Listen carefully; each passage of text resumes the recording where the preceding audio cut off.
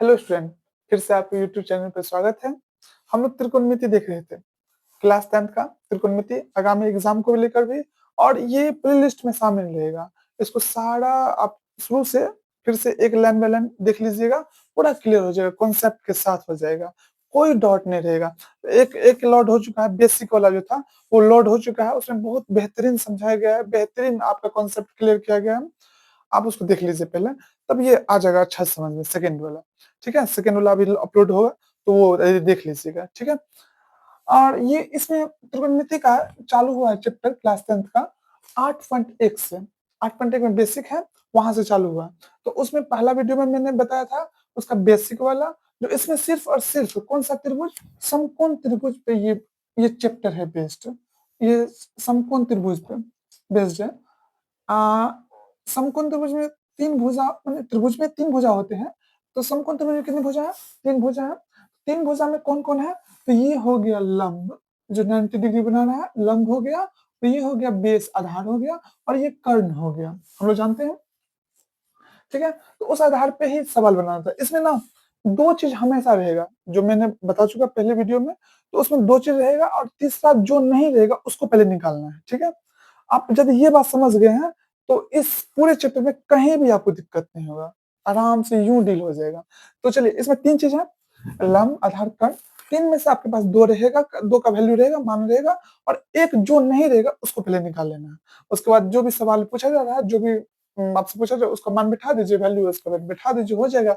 जैसे कि हम कल इस वाले वीडियो में चर्चा किए थे, जो तीसरा नंबर सवाल, तीसरा इसलिए चर्चा किया था, तीसरा इजी था, जो समझाया था उस पे सवाल तीसरा इजी था। अगर तीसरा समझ में आ गया होगा तो चौथा और पांचवा सवाल आप खुद से ट्राई कीजिए। हमने सवाल भी लिखा था, तो वो भी बनाइए, ठीक है ना। और तीसरा चौथा आपको आराम से बन जाएगा। चौथा, सॉरी, हाँ, तीसरा बनाए थे, चौथा पांचवा। पांचवा में है सेक थीटा बराबर 13/12। तो अन्य सभी त्रिकोणमितीय का मान ज्ञात करें। 13/12 सेक का क्या होता है? कर्ण बट्टा आधार। तो कर्ण और आधार है, आपके पास क्या नहीं है? लंब। तो पहले लंब निकाल दीजिए लंब का फॉर्मूला से।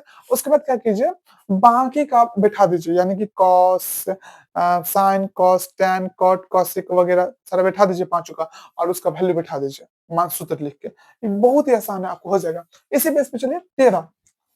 तो 13, ये पहला सवाल है उसका, हम वो देखेंगे आज। ठीक है, 8.1 का पहला सवाल हम लोग तीसरा कर चुके थे, अब तीसरा के बेस पे पहला वाला बनाएंगे। चलिए, इसमें उसमें सवाल में लिखा है, यदि समकोण त्रिभुज एबीसी में बी समकोण है, क्या है? बी, बी क्या है आपका? समकोण त्रिभुज एबीसी है ना, उसमें बी आपका जो है तो समकोण है, ये बोल दिया गया है। यानी बी समकोण है, तो इसका मतलब बी यहीं पे होगा। समझ रहे हैं बात? ये बात क्लियर हुआ? आपको बी बोला है, बी समकोण है, बी समकोण है। तो समकोण मतलब क्या होता है? 90 डिग्री। तो 90 डिग्री ये बोल दिया गया, बी जो होगा सो 90 डिग्री होगा। बाकी ए सी का नहीं पता, तो ए सी यहाँ या यहाँ होगा। चाहे आप चाहेंगे तो ए बी सी कर ले, या ए बी सी कर ले, क्या करें, कहाँ से करें? तो कहीं से कर लेते। चलिए, चलिए यहाँ से लिख लें या यहाँ से ऊपर से लिख देते, ए बी सी। ठीक है, ए बी सी, कोई दिक्कत नहीं। और आपको दिया गया ए बी बराबर 24 दिया गया, कितना दिया गया? ए बी, चूंकि समकोण त्रिभुज ए बी सी में कोण बी बराबर दिया गया 90 डिग्री, सबको तो दिया गया। और आपको दिया गया, क्या दिया? ए बी बराबर 24 सेंटीमीटर, और बी सी बराबर 7 सेंटीमीटर। ये ए बी दिया गया 24 और बी सी दिया गया 7। आपको ये 90 डिग्री से कोई मतलब नहीं है वो वगैरह, वो उसमें ये बोला था कोण ए बी समकोण है, तो अभी हमको फिलहाल 90 डिग्री से कोई मतलब नहीं है। अब देखिए, आपके पास क्या नहीं है? ये एसी नहीं। तो सबसे पहले हम लोग जो नहीं रहता वो निकालते हैं। तो ये एसी क्या है? कर्ण है। तो कर्ण, कर्ण एसी बराबर रूट अंडर क्या होता है? कर्ण बराबर लंब स्क्वायर जोड़ आधार स्क्वायर। अगर आप चाहेंगे तो एक लाइन चुरा सकते हैं, डायरेक्ट ये बैठा देते हैं, ए बी स्क्वायर माने लंब का स्क्वायर और जोड़ बी सी स्क्वायर। आप चाहे देखिए, ए यहाँ भी लिख सकते हैं, सी यहाँ भी लिख सकते हैं, कोई दिक्कत नहीं है। ठीक है ना, सिर्फ बी के बारे में बोला, बी यही होगा। ठीक है, अब चलिए, ए बी का वैल्यू कितना है? ए बी का देखिए तो 24 का स्क्वायर प्लस 20 कितना है, यहाँ पे लिखे भी है, ए बी 24 20 7, 7 का स्क्वायर। ये पहला सवाल है 8.1 का। अच्छे से देखिए, ये एकदम एकदम ईज़ी वे में हो जाएगा आपको। चलिए 24 का स्क्वायर मतलब क्या हुआ? 24 को 24 से गुणा करना। 24 को 24 से गुणा करेंगे तो कितना होगा? 576। इसे गुणा कर लीजिए, नहीं आ रहा है तो कैसे देखिए? 4 चौक 16 4 में, 4 दूना 8 एक 9, 4 दूना 8 2 दूना 4, 6 9 8 7 7 8 में 1, 4 एक 5 576, 576, 7 सत्ते 49, डायरेक्ट लिख देते हैं 49, दोनों को जोड़िएगा तो 625, इसका कितना हो जाएगा? 25। अब इसका कैसे 625 को 25 कैसे लिखें? ये वर्गमूल तोड़े हैं। नहीं तो देखिए 625 को आप गुणन 2 विधि से बना सकते हैं।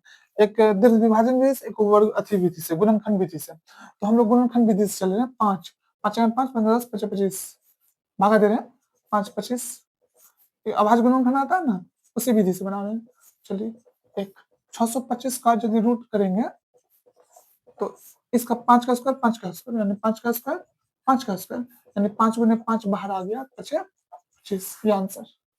ठीक है? तो ये आपका रफली है, तो हम लोग डायरेक्टली 625 में ये 25 लिखते हैं यहाँ पे। ठीक है? उम्मीद करें समझ गए होंगे, पक्का। तो ये गुणनखंड है, तो आप एग्जाम में इतना बड़ा लंबा नहीं करना है, बस तो याद रखना है, बस शॉर्टकट कर लेना। अब ये आ गया 25, ये आ गया 25। अब आपके पास सवाल क्या पूछ रहा है? तो सवाल आपका है 1 नंबर में है साइन ए और कॉस ए का वैल्यू निकालना। दूसरा में कह रहा है, यहाँ पे लिखते हैं थोड़ा सा, दूसरा में कह रहा है साइन सी और कॉस सी का वैल्यू निकालना। ठीक है? अब ध्यान रखिए,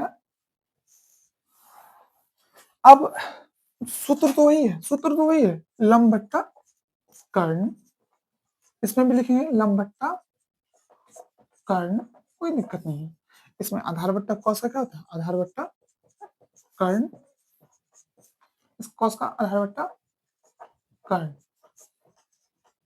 ठीक है? अब देखिए ए, यहाँ पे ए अंतर क्या है? तो यहाँ पे ए है और यहाँ पे क्या है? सी है। साइन ए का मान पूछ रहा है और फिर साइन सी का वैल्यू पूछ रहा है। ठीक है? तो बस इतना अंतर है, उसको गौर से देखिए। ये अंतर की वजह से थोड़ा सा चेंज होता है।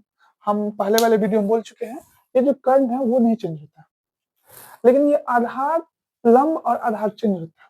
कभी ये आधार हो सकता है तो कभी ये आधार हो सकता है, कभी ये लंब तो कभी ये, तो ऐसे ध्यान रखिए। अगर ए का पूछे ना तो ए के सामने वाला, हम बता भी चुके हैं उसमें, उस वाले वीडियो में, ए के सामने वाला क्या होगा? लंब हुआ। अगर सी का कोण का पूछे सी तरफ से, तो इसका लंब ये हो जाएगा, कोण के सामने वाला लंब होता है। ठीक है? तो आपको पूछा ए, ए तो ए का सामने वाला ये ना है, तो लंब 7 हो जाएगा इसका, लंब ये हो जाएगा लंब। इसको त्रिभुज को ऐसे घुमाना, देखिए ऊपर ये त्रिभुज ये आ जाएगा, बीच ऐसे खड़े, तो लंब ये हो जाएगा। और कर्ण का वैल्यू तो नहीं बदलता है, वो 25 का 25 ही रहेगा। ठीक है? आधार किसके लिए? ए के लिए, ए के लिए आधार। अगर लंब ये है तो आधार ये होगा 24, और कर्ण तो वही होगा 25 से। ठीक है? हम उम्मीद करें पूरा बिल्कुल कॉन्सेप्ट के साथ। अब देखिए इसमें, देखिए सी के लिए लंब तो ये हो जाएगा 24 और कर्ण वही 25, और इसके लिए आधार सी के लिए 7 और 25, क्योंकि अंतर इसमें 24/25, 7/25, इसमें 7/25, इसमें 24/25, यही अंतर है बेसिक। उम्मीद कर रहे हैं आपको समझ में आ गया होगा, बिल्कुल। और आप कौन सा सब्जेक्ट का चाह रहे हैं वीडियो, कृपया कमेंट बॉक्स में जरूर लिखें। ठीक है? अगर ये वीडियो पसंद आ रहा है कॉन्सेप्ट के साथ, तो लाइक कमेंट शेयर जरूर करें। कैसा लग रहा है वीडियो? और कुछ गड़बड़ी लग रहा है, इस आवाज या वीडियो क्लियर या कुछ, मेरे पास जो साधन है हम उसका उपयोग कर रहे हैं। मेरे पास थोड़ा ही साधन है, उसे थोड़ा में ही चाह रहे हैं जो आपको जितना लाभ हो सके पहुंचा दे आप तक। ठीक है? मेरे पास थोड़ा ही साधन है, उस साधन के तहत हम ये कर रहे हैं। ठीक है? तो अगर आपको कोई दिक्कत हो, फिर भी हम कोशिश करेंगे कि उसमें आपको बढ़िया से बढ़िया आप तक पहुंचा जा सके। ठीक है? हाँ, एक बात और है, अगर वीडियो का क्वालिटी अच्छा नहीं है तो उसमें बढ़ाने वाला होता है क्वालिटी, तो वो आप थोड़ा-सा, नेट तो फ्री रहता है, चलिए क्वालिटी बढ़ा लीजिए। ठीक है? अच्छा देख लीजिए। और दूसरा बात, इस वीडियो को ज़्यादा से ज़्यादा शेयर कीजिए, जिससे कि ये और सारा ज़्यादा को लाभ मिल सके इस वीडियो के माध्यम से और बच्चों को फ़ायदा मिल सके। धन्यवाद।